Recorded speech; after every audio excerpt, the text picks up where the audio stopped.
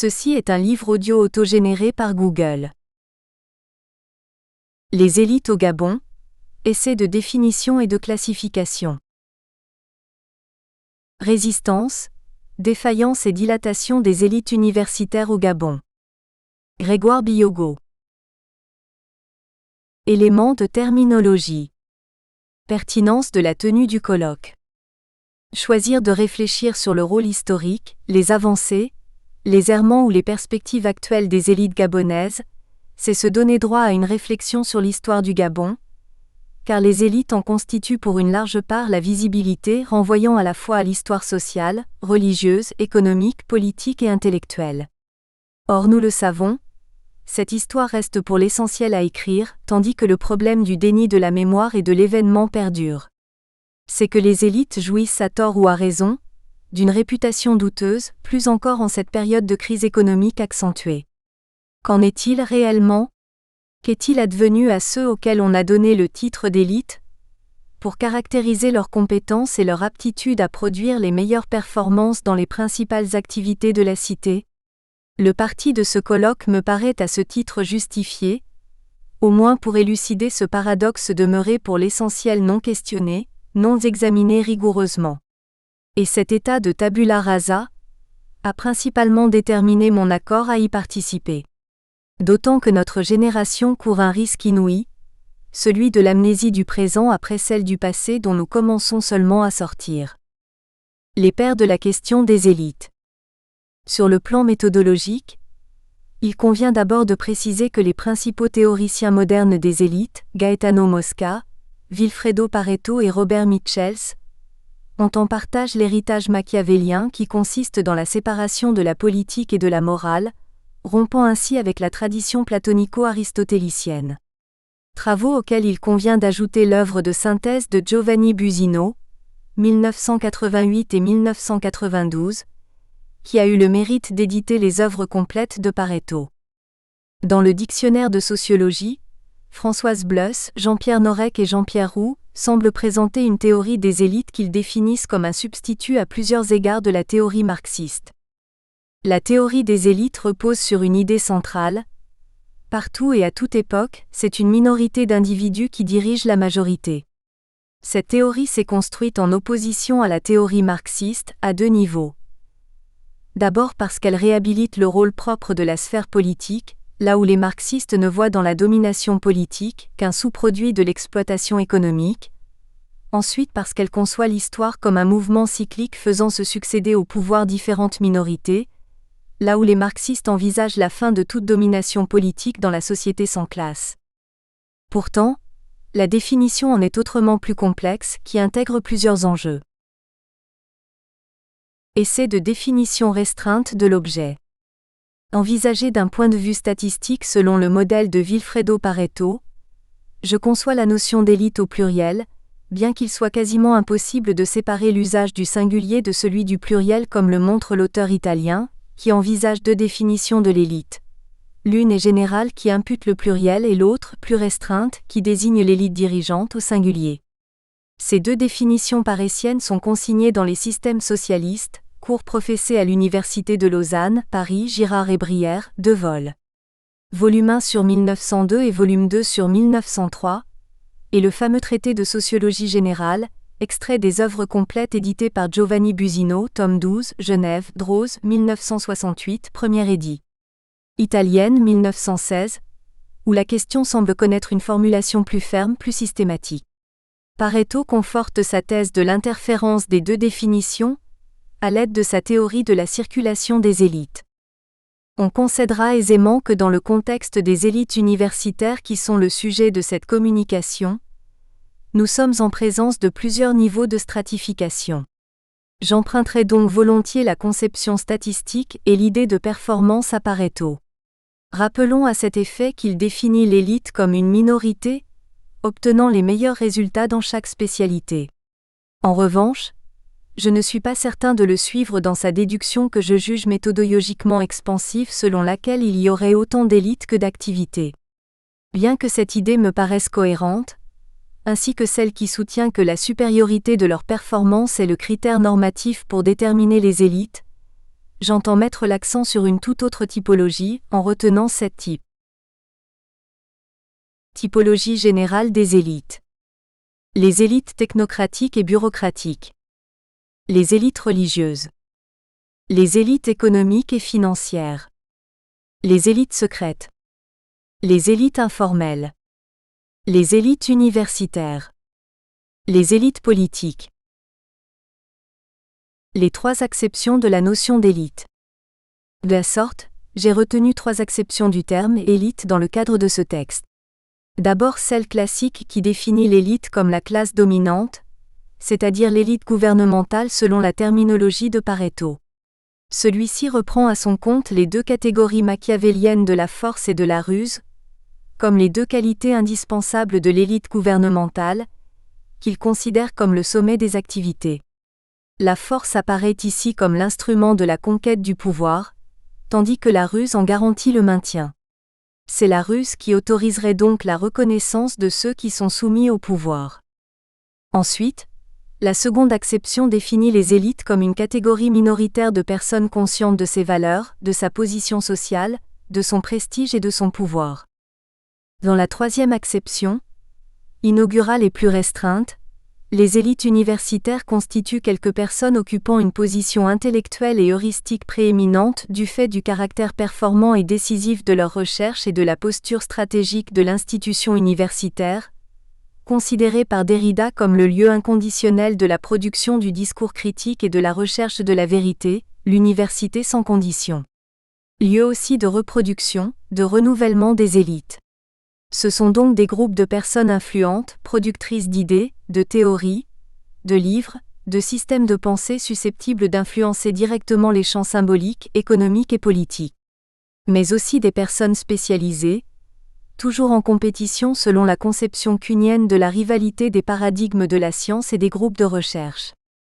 Ces 3 premières définitions m'autorisent à déterminer et à valider la catégorie ici dénommée les élites universitaires, normativement caractérisées par leur performance et par leur domination du champ symbolique et de la science, par la circulation des biens symboliques, des idées et des inventions, et par leur position sociale subséquente, qui leur confère à la fois leur positionnement, leur prééminence, leur attachement à la culture de la précision et à l'excellence, à autorité, à la notoriété, au prestige et somme toute à quelque domination au sens de Bourdieu.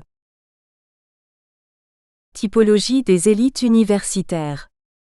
Après la définition de la notion d'élite universitaire, qui a en son sein plusieurs formes de stratification, envisageons maintenant une typologie interne du genre, en nous inspirant d'une manière lointaine de la tripartition fonctionnelle de Dumézil, prêtre, marchand et soldat, mais surtout du schéma de Jacques Cohen-Heuser, à qui l'on doit un ouvrage important d'épistémologie des sciences sociales, sociologie des élites.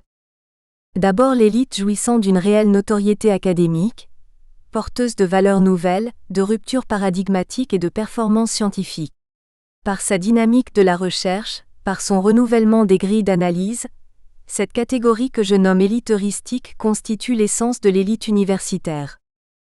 Ensuite se localise l'élite cosmopolite, qui naît de l'interférence entre l'élite universitaire locale et celle des métèques, des enseignants venus d'ailleurs ou attachés à d'autres universités mais ayant des accords de coopération universitaire avec l'élite heuristique locale.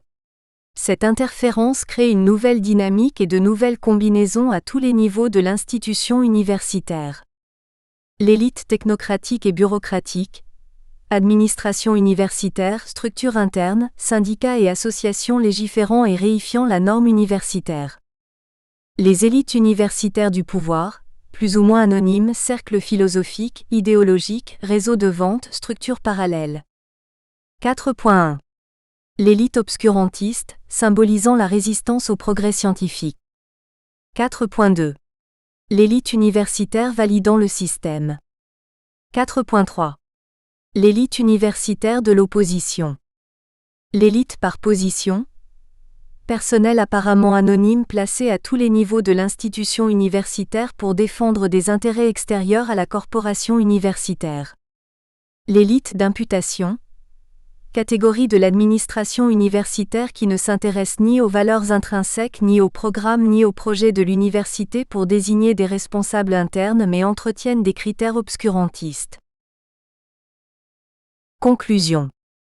Les élites universitaires, comme les autres formes d'élite, sont invitées à une incessante mobilité en vue d'assurer leur perfectionnement perpétuel, qui est la condition de leur notoriété, de leur renouvellement et de leur positionnement comme garante du progrès scientifique et technologique de nos pays. Le fait est que, sans un renouvellement significatif et sans l'incarnation des valeurs de la liberté, de la raison critique, de la tolérance, de la performance, ainsi que la résistance à l'égard de tout ce qui abaisse le progrès scientifique, ces élites s'affaibliraient et seraient surpassées par d'autres formes de minorités plus énergiques, plus attentives à l'adéquation formation-pouvoir.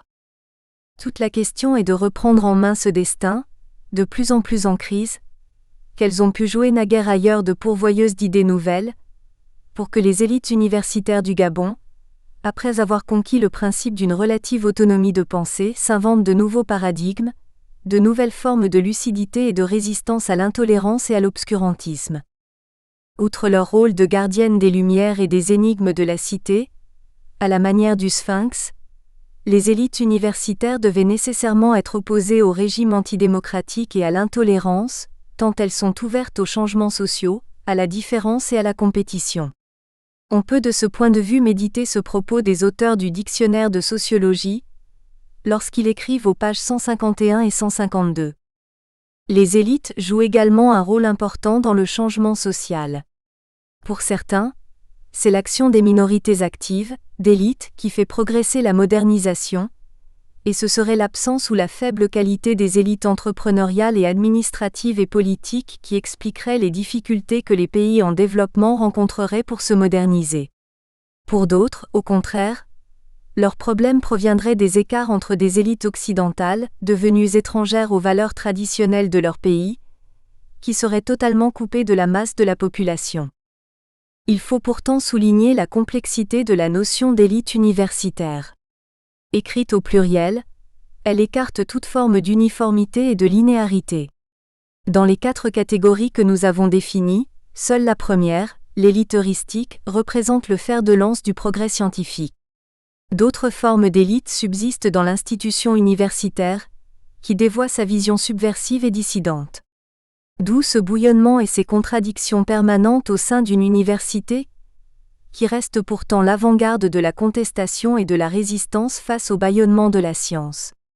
Et ce n'est pas là un moindre paradoxe, que ce haut lieu des savoirs laminés par des contre-courants, le conservatisme, l'anti-intellectualisme et l'obscurantisme soit aussi l'indicateur le plus vigilant des crises profondes de la société elle-même.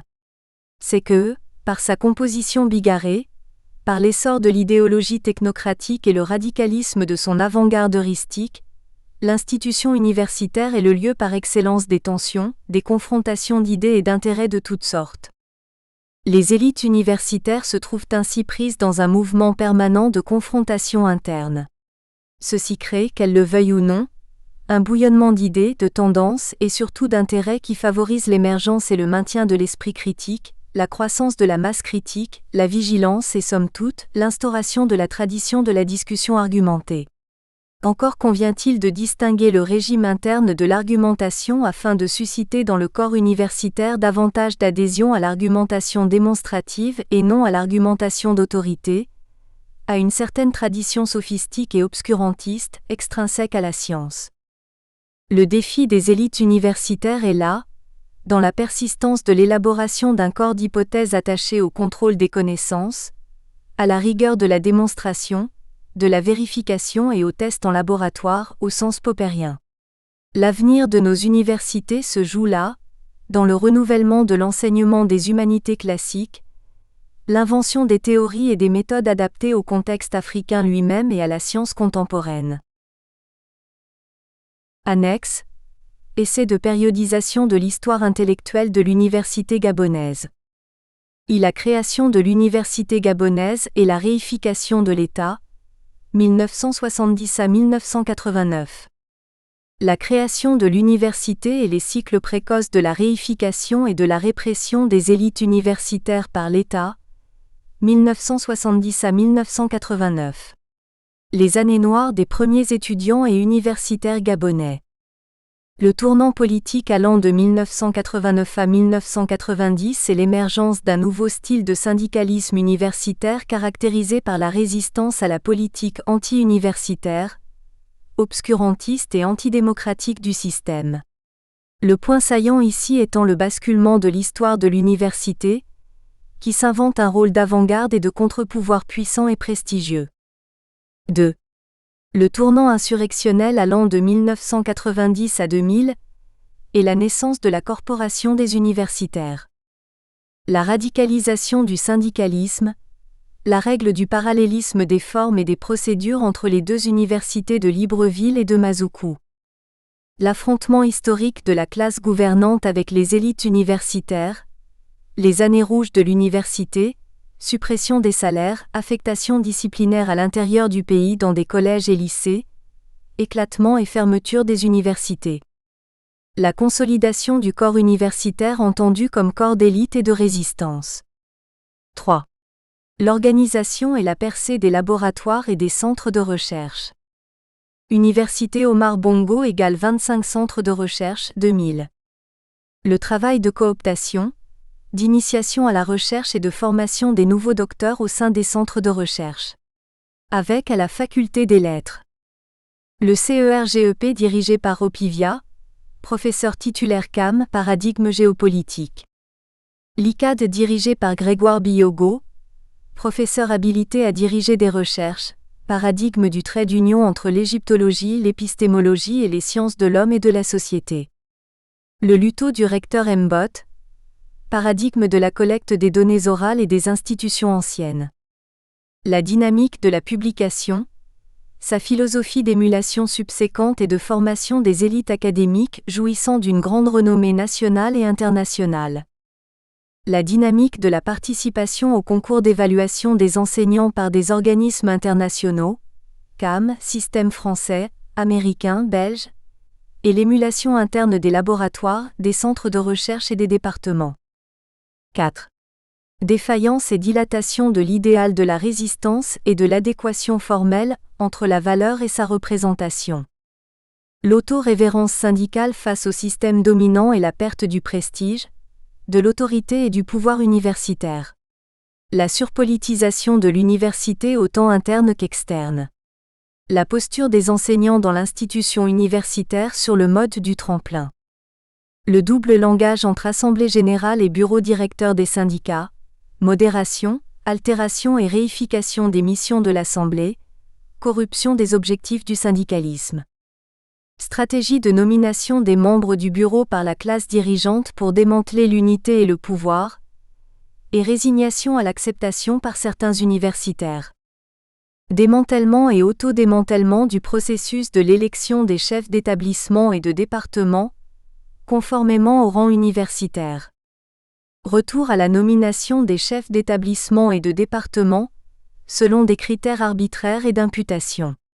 J'insiste sur la distinction entre un système universitaire de compétition et un système universitaire d'imputation, comme dans la distinction entre la démocratie de confrontation et la démocratie d'imputation propre à Pierre Rosanvallon, Esprit numéro 10, octobre 1997, pp 60 à 72.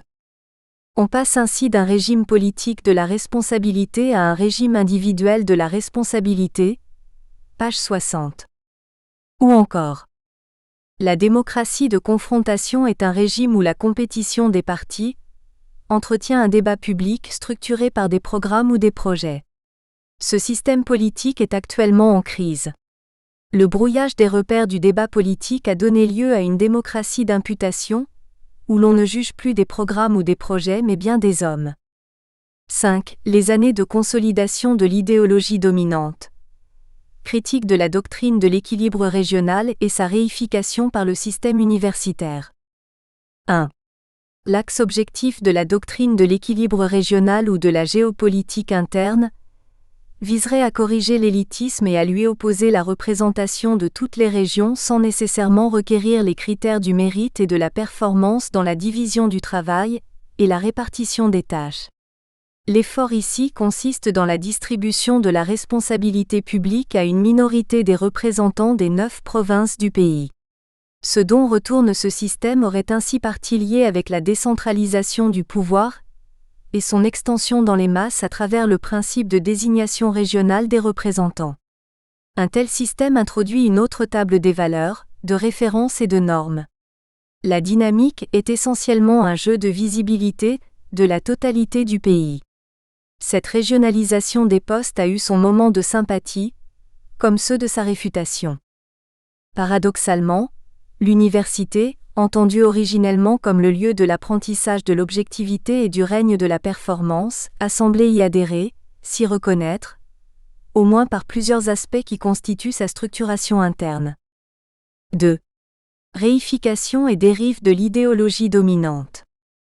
2.1.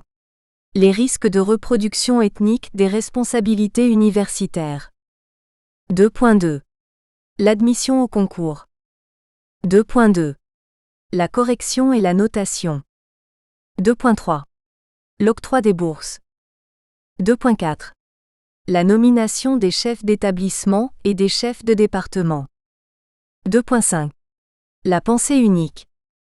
2.6. L'exclusion du mérite. 2.7. Le quadrillage de l'institution par un réseau de renseignement recruté au sein des personnels. 6. Nouvelle perspective pour une élite universitaire. Le respect scrupuleux par les universitaires des normes de l'institution universitaire. Gradation, gestion rationnelle des budgets alloués aux centres de recherche, programmation de la gestion des carrières, préparation rigoureuse au concours, critères internes de cooptation par les pairs sur la base des grades universitaires en vue de la désignation des chefs de département, d'établissement, alternance dans la direction des établissements par des universitaires à grade égal. La revalorisation des éditions universitaires locales, avec la variation des collections. Et la création des prix pour maintenir et perpétuer le principe d'une émulation interne. La création des écoles doctorales et d'un corps de mandarins, défendant le prestige de la vérité et de la performance. D'où la nécessité de restructurer le conseil scientifique selon les règles de l'art. La réinvention de la culture mathématique et philosophique, à la base de tout enseignement et la réouverture de l'enseignement en tronc commun de la méthodologie de la recherche. De l'urgence d'une formation adaptée au marché de l'emploi, à ses mutations. Du renouvellement des personnels de l'enseignement supérieur, des usages et des normes en fonction des critères objectifs. De la promotion d'un nouveau dialogue entre universités, entreprises et États pour en finir avec le programme d'une université coupée du développement et réduite à la lecture manichéenne, qui y voit la reproduction des légitimistes ou des opposants au système. Revalorisation du corps d'élite heuristique ayant une véritable emprise sur le tissu économique, du fait de ses compétences.